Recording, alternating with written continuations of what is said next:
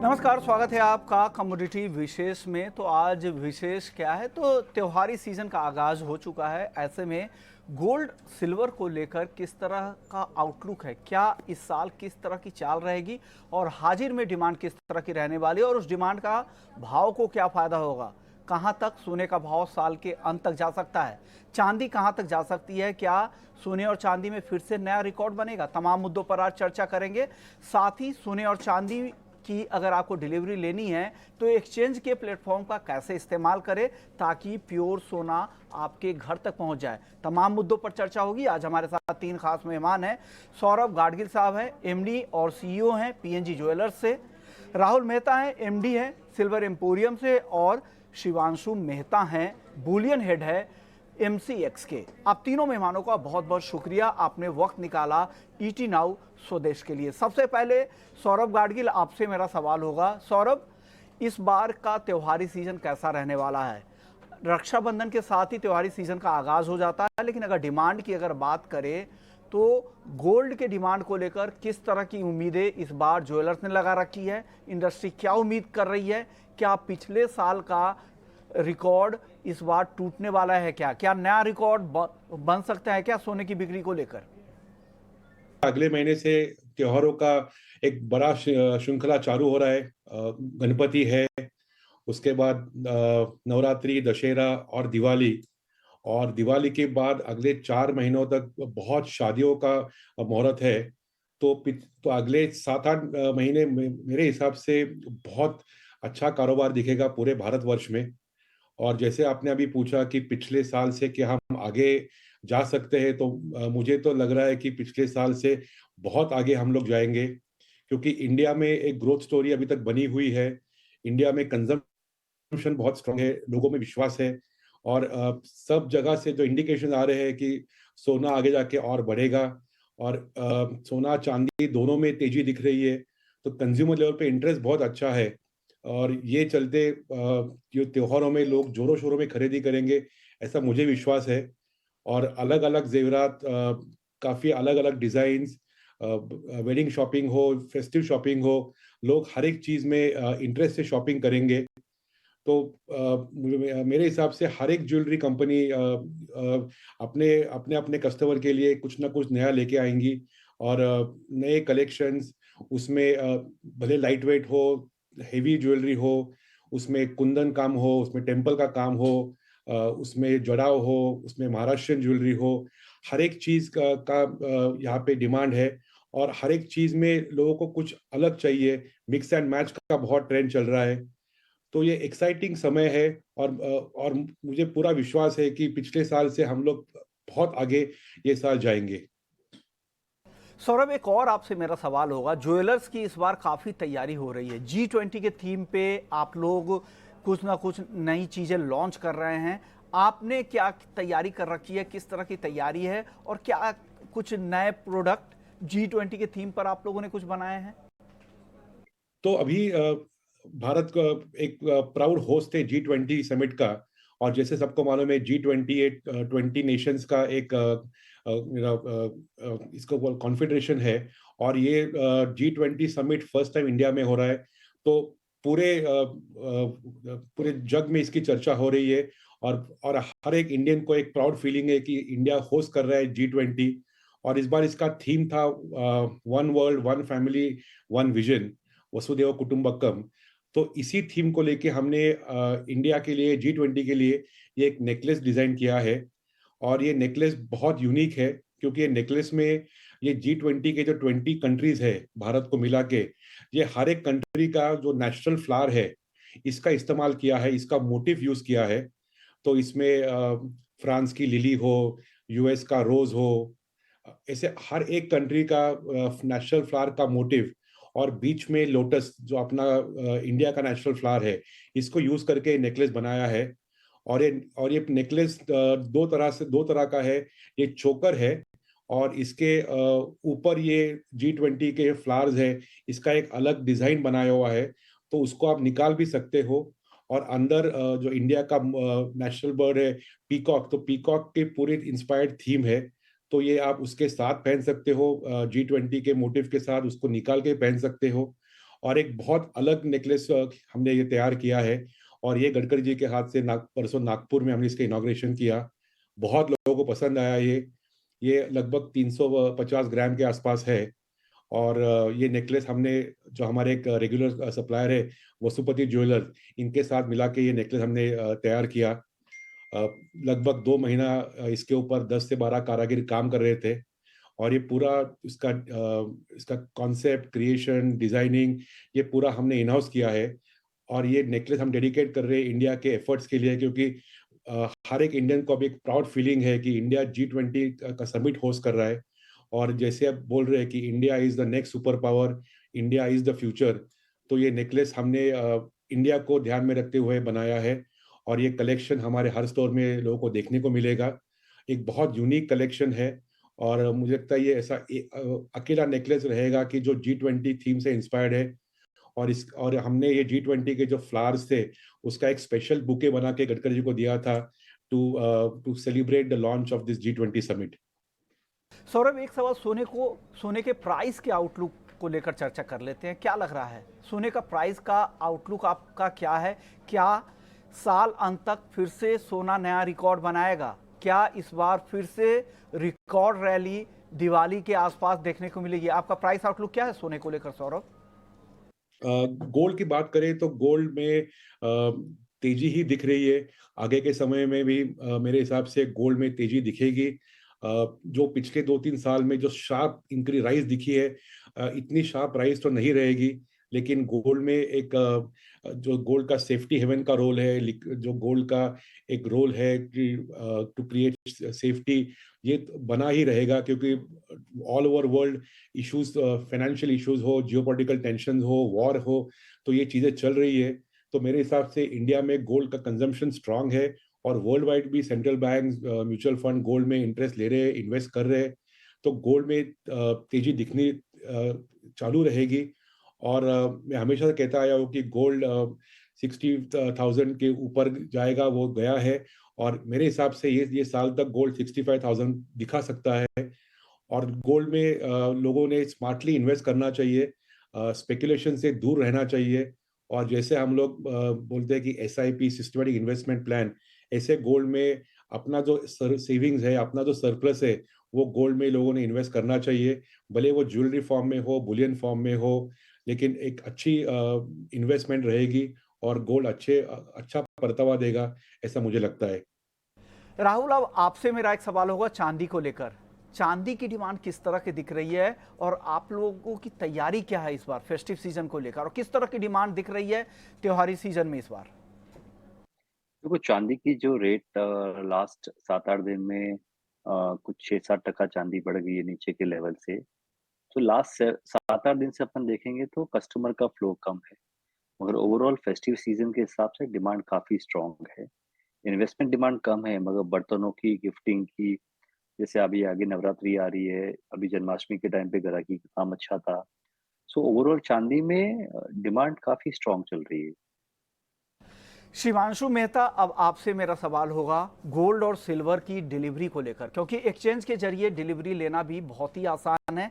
जिनके पास भी डीमैट या ट्रेडिंग अकाउंट है, वो डीमैट ट्रेडिंग अकाउंट के जरिए ट्रेड करे। अगर उनको लगता है कि डिलीवरी लेनी है तो अपने ब्रोकर के जरिए इंस्ट्रक्शंस दे दे टेंडर पीरियड के दौरान, और फिर आप कॉन्ट्रैक्ट साइज का पूरा पैसा भर कर गोल्ड की या सिल्वर की डिलीवरी भी ले सकते हैं। वो प्रक्रिया क्या है, क्या पूरी डिलीवरी की प्रक्रिया है? और अगर डिलीवरी एक्सचेंज के जरिए गोल्ड और सिल्वर की ली जाती है शिवांशु जी, तो उसका कॉस्ट क्या होता है? क्या उसका कॉस्ट ज़्यादा होता है या मामूली कॉस्ट के साथ ही डोर स्टेप पे डिलीवरी हो जाती है? शिवांशु। जी हाँ, देखिए, एक्सचेंज के यहाँ पे हर डिनोमिनेशन में प्रोडक्ट्स मौजूद हैं, गोल्ड में और सिल्वर में, जिसके ज़रिए अक्सर लोग निवेश के लिए डिलीवरी भी लिया करते हैं, रिटेल कस्टमर्स जो हैं। और तकरीबन 137 टन की डिलीवरी गोल्ड में और 4,600 टन की डिलीवरी सिल्वर में हो चुकी है। गोल्ड में हमारे यहाँ पे, जैसा आप जानते हैं, वर्ल्ड का यूनिक 1 ग्राम डिलीवरेबल कॉन्ट्रैक्ट है, फिर 8 ग्राम का कॉइन है, और उसके बाद में गोल्ड 100 ग्राम बार और किलो बार, ये सारे कॉन्ट्रैक्ट्स मौजूद हैं और सब डिलीवरेबल हैं। और सिल्वर के अंदर भी ऐसा ही है, सिल्वर के अंदर 1 किलोग्राम की डिलीवरी भी ली जा सकती है और जो कि काफ़ी पॉपुलर प्रोडक्ट है, और एक 30 किलोग्राम की जो बार है जो B2B में ज़्यादा चलती है, दोनों डिलीवरेबल हैं। तो जहाँ तक कैसे किया जा सकता है वो बहुत सिंपल है। उसके अंदर जो एक्सचेंज का इलेक्ट्रॉनिक रिसीट मैनेजमेंट सॉफ्टवेयर है कॉमरिस, जिसके अंदर वो डीमैट की तरह उसमें डीमैट में होल्ड कर सकते हैं इस डिलीवरी को, उसका अकाउंट होना ज़रूरी है निवेशकों के लिए। और उसके अलावा जहाँ तक जो फ्यूचर्स कॉन्ट्रैक्ट्स हैं उनकी जो लास्ट 5 डेज होते हैं, टेंडर पीरियड उसे हम बोलते हैं, उन 5 दिनों में अक्सर डिलीवरी का आदान-प्रदान होता है, और उसमें T+1 की सेटलमेंट होती है मोस्टली। अगले दिन 2 बजे पे इन होता है कमोडिटी और फंड्स का, और 4 बजे तक कमोडिटी और फंड्स का पे आउट होता है हमारे जो बड़े कॉन्ट्रैक्ट्स हैं उनमें। और इसी तरह से छोटे जो कॉन्ट्रैक्ट्स हैं, silver micro, silver mini, gold guinea और गोल्ड पेटल, उनके अंदर भी सिमिलर प्रतिक्रिया है डिलीवरी के लिए। और जो चार्जेस का आपने सवाल पूछा, चार्जेस इसके अंदर नॉमिनल रहते हैं। जो स्टोरेज के चार्जेस होते हैं, जो बड़े जैसे किलो बार के लिए और सिल्वर 30 केजी के लिए 35 rupees per KG per day रहता है। और जो छोटे कॉन्ट्रैक्ट्स हैं उनके अंदर 10 पैसे जो कॉइन्स हैं उसके अंदर अराउंड 10 पैसे का यही आंकड़ा रहता है। तो मैं समझता हूँ काफ़ी कन्वीनियंट और कॉस्ट इफेक्टिव तरीका है अक्यूमुलेट करने का, सिस्टमैटिक इन्वेस्टमेंट प्लान की तरह बुलियन प्रोडक्ट्स को, और ट्रांसपेरेंट प्राइसिंग पे, जहाँ पे मेकिंग चार्जेस लागू होते हैं वो भी प्री डिफाइंड और सर्कुलर के जरिए इशूड होते हैं, ताकि निवेशकों को ट्रांसपेरेंसी पूरी कायम रहती है, ऑर्डर बुक की लिक्विडिटी रहती है। ये कुछ फायदे हैं एक्सचेंज मैकेनिज्म के। विश्व मोहन जी। शिवांशु, एक और सवाल मेरे मन में है, अगर किसी ने रिक्वेस्ट दे दी कि मुझे डिलीवरी लेना है गोल्ड या सिल्वर की MCX के प्लेटफॉर्म के जरिए, तो क्या वो रिक्वेस्ट देने के बाद जब डिलीवरी का समय आया तो क्या वो एक्सचेंज के वॉल्ट पर ही उस ज्वेलरी को, उस माफ़ कीजिएगा ज्वेलरी नहीं, उस गोल्ड और सिल्वर के जो बार को वहीं पर आपके जो वॉल्ट होंगे वहीं पर जमा कर सकते हैं, या उनके लिए डिलीवरी लेना ज़रूरी हो जाएगा? नहीं, देखिए, जो टेंडर पीरियड के स्टार्ट होने से पहले ये वायदा जो है फ्यूचर्स कॉन्ट्रैक्ट जो है वो एक नॉर्मल फ्यूचर्स की तरह काम करता है।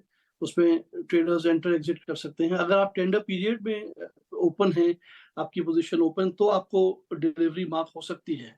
जहाँ तक इंटेंशन का सवाल है, वो एक दिन पहले ही शाम को 7:30 बजे तक सेलर भी बायर भी इंटेंशन दे सकते हैं, और वो 1 घंटे के अंदर 8:30 बजे तक डिस्प्ले कर दी जाती है मार्केट को, ताकि लोग अपनी प्लानिंग कर सकें उसके जरिए। तो अनिवार्य का मतलब है कि जो ओपन पोजीशंस अगर सेटलमेंट एक्सपायरी पे ओपन रह गई, डेफिनेटली वो by way of delivery he settle होती हैं। टू दैट एक्सटेंट ये बात सही है, क्योंकि इस तरह के प्रोडक्ट डिजाइन से ही जो स्पॉट टू फ्यूचर्स इंटीग्रेशन है वो सही माने में इम्प्लीमेंट की जा सकती है। शिवांशु जी, एक मेरा और कंफ्यूजन है, आपके जितने भी डिलीवरी सेंटर हैं वो बड़े शहरों के आसपास रहते हैं। अगर किसी को दूर दराज इलाके में डिलीवरी लेनी हो, मान लीजिए कोई असम में लेना चाह रहा है डिलीवरी, तो उसके लिए डिलीवरी की क्या प्रक्रिया होगी? क्या डिलीवरी आसानी से हो जाएगी और क्या कॉस्ट तो नहीं बढ़ जाएंगे? जी हाँ, रिसेंटली हमने एक सर्कुलर जारी किया था कि जो डोर स्टेप डिलीवरी है उसे और ईज आउट करने के लिए हमारे लॉजिस्टिक्स जो प्रोवाइडर्स हैं उन्होंने एक सिंगल प्राइस पे जो है डिलीवरी बेसिस सेंटर यानी अहमदाबाद से बाकी कई सेंटर्स में जहां निवेशक अपना बुलियन फिजिकली चाहते हैं, वहां एक सिंगल प्राइस पे उन्होंने एक स्कीम निकाली है जिससे कि वो डिलीवरी संभव हो सके। तो ये एक रिसेंट इनिशिएटिव है। इससे रिटेल निवेशकों को मेंबर्स के जरिए और फायदा हो सकता है।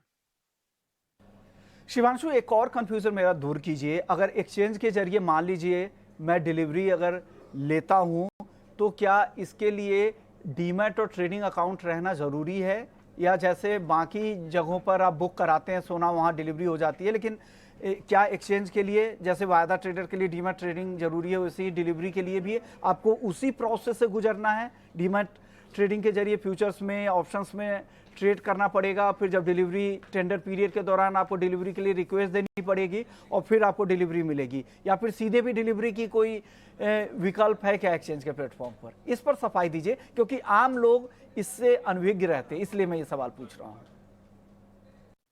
नहीं, जो प्रोसेस यही है, अकाउंट ओपन होना चाहिए। जैसा मैंने कहा कॉमरिस्क का, तो जो मेंबर्स हैं उनके थ्रू ये दोनों अकाउंट्स एक साथ खोल दिए जाते हैं और ये एक सहूलियत बहुत सिंपल है। इसके अंदर कुछ और विशेष नहीं करना पड़ता है निवेशकों को।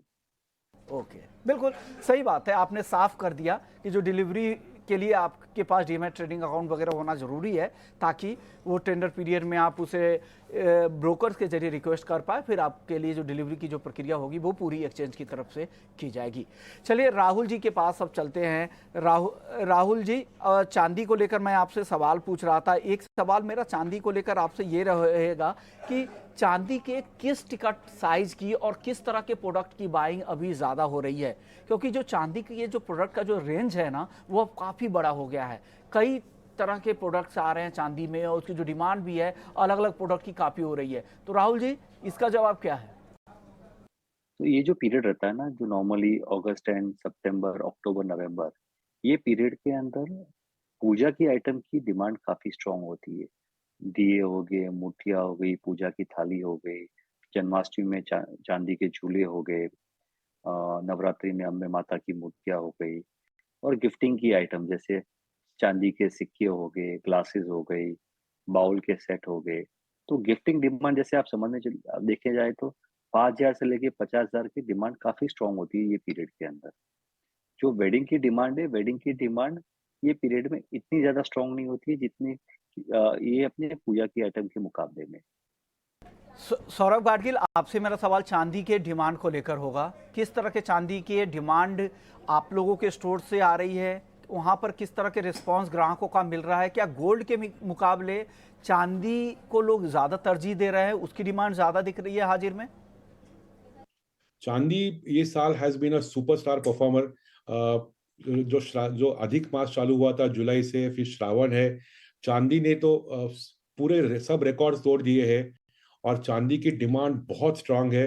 अभी भी ये महीने में गणपति है तो चांदी के बर्तन, चांदी के पूजा के आइटम बहुत डिमांड में रहेंगे और चांदी में ओवरऑल एक तेजी का माहौल वापस आ गया है। जो चांदी बीच में 55,000 तक नीचे आया था, वापस 75 पर पहुंचा है और चांदी में लोगों का एक विश्वास है कि सोने के साथ चांदी भी उतनी ही बढ़ेगी और चांदी का फिलहाल फिजिकल मार्केट बहुत स्ट्रांग है। मुझे लगता है कि चांदी पिछले साल से बहुत अच्छा जंप ये साल दिखेगा और एक रिकॉर्ड बाइंग होगी। तो चांदी में तो मैं बहुत बुलिश हूँ और मुझे लगता है कि चांदी में बहुत तेजी अभी आनी बाकी है, तो लोगों को चांदी में भी जरूर इन्वेस्टमेंट करना चाहिए। राहुल मेहता, अब आपसे मेरा सवाल होगा चांदी के प्राइस आउटलुक को लेकर। राहुल, चांदी का प्राइस आउटलुक आप क्या देख रहे हैं? साल अंत तक चांदी कहां जा सकती है? किस तरह के प्राइस टारगेट आप यहां पर देख रहे हैं? और अगर किसी को चांदी खरीदनी है राहुल, तो किन स्तरों पर खरीदना सबसे ज्यादा सुरक्षित होगा? क्योंकि चांदी काफी वॉलेटाइल काउंटर है, लोगों के पास रिस्क भी काफी होते हैं। तो ऐसा लेवल बताइए जहां पर एंट्री और एग्जिट कहां पे करनी चाहिए, मतलब ऊपर का लेवल क्या होगा और खरीदारी का एंट्री का लेवल क्या होगा? राहुल, देखो चांदी हम लोग जो रेट पे चल रही है, ये रेट पे बाइंग नहीं बनती है। चांदी की देखो बाइंग के लेवल जो काफी अच्छे हैं, वो 68 से लेकर 72 की रेंज में चांदी की बाइंग बनती है। ओवरऑल इस साल में हमें, मुझे पर्सनली लग रहा है चांदी 80,000 से 85,000 टच करनी चाहिए। तो ओवरऑल चांदी की जो अपसाइड है बहुत स्ट्रांग है, मगर इन स्तरों पे आप इन्वेस्ट करोगे तो रिस्की है, ज़्यादा काफ़ी रिस्क रिवॉर्ड देखने जाएंगे तो नीचे में 4,000 गिरने की जगह और ऊपर में भी 4,000 है।